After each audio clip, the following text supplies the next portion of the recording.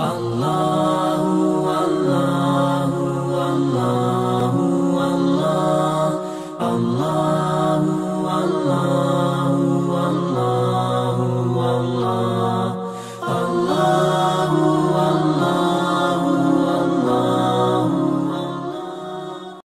alaikum wa rahmatullahi wa barakatuh. Que la paix, la grâce, les bénédictions, la miséricorde ainsi que l'assistance et la protection d'Allah soient sur nous, qu'elle soit sur le Niger, ses dirigeants et son peuple, qu'elle se répande sur toute la Ummah, au-delà sur l'univers tout entier, sur l'humanité tout entière.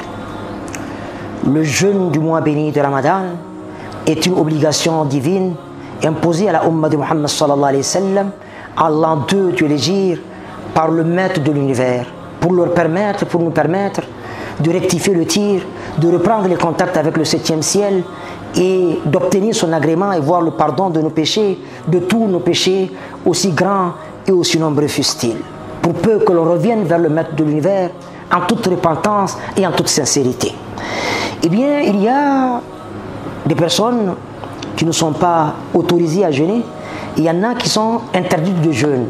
C'est le cas pour celles qui sont interdites de jeûne, les femmes en état de menstru ou de lochi.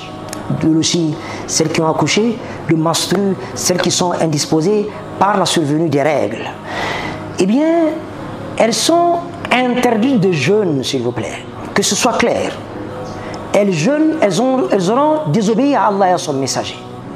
Il n'y a pas à dire que moi, je veux jeûner comme tout le monde. Il n'est pas question que après que je sois obligé de rattraper le jeûne. Cependant, il aurait possible, les oulémas leur autorisent de prendre des pilules, de se faire une injection.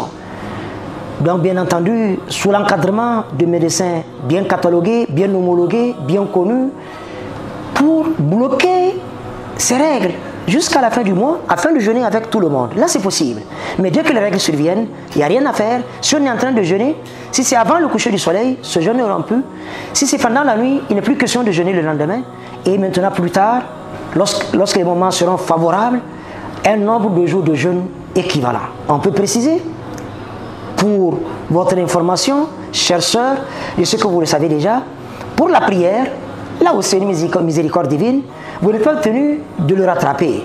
Notre mère Aïcha radiallahu anha a dit que du vivant du Messager d'Allah sallallahu alayhi wa sallam, lorsqu'il y a survenu de règles ou de lochi, eh bien on arrêtait et les prières et le jeûne. Pour les prières, on ne nous a pas demandé de les rattraper, mais pour le jeûne, il nous est demandé, pas seulement demandé, nous sommes contraintes de les rattraper en un jour équivalent de jours de jeûner pendant le mois béni de Ramadan. Que nos sœurs comprennent bien que, eh bien, la religion, ça appartient à Dieu, ça ne dépend pas de nous. C'est vrai que nous sommes libres, mais que la meilleure des libertés pour l'homme, que l'homme sache que la meilleure des libertés pour lui est la soumission à Allah subhanahu wa ta'ala. Toute autre liberté n'est que vile servitude. Donc de grâce, chères sœurs, ne supportez pas la faim et la soif gratuitement, étant en état de lochi ou de menstru, ou bien parce que les lochis sont intervenus 5 minutes avant la rupture, pensez que, eh bien, ce jour est validé. Non, non, Allah sait ce que cachent les cœurs, ce que recèlent les âmes.